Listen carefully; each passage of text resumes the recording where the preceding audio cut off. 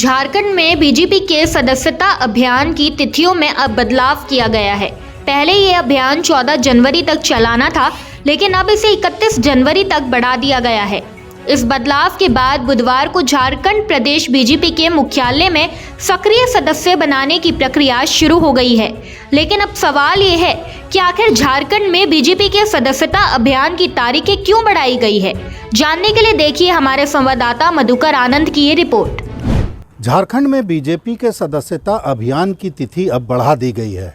पहले यह तिथि 14 जनवरी तक निर्धारित थी, जिसे बढ़ाकर अब 31 जनवरी तक कर दिया गया है।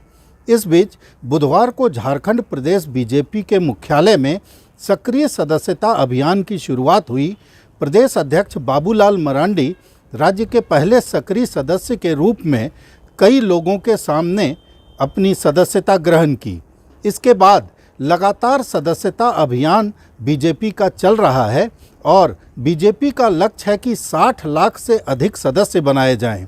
अब 31 जनवरी के बाद 28 फरवरी तक बीजेपी चाहती है कि सदस्यता अभियान की समाप्ति हो जाए। उसके बाद बूथ अध्यक्षों की नियुक्ति संभव हो पाएगी, उसके चयन की प्रक्रिया संभव हो पाएगी, क्योंकि बूथ अध्यक्ष वही बन सकता है जो सक्रिय सदस्य हो।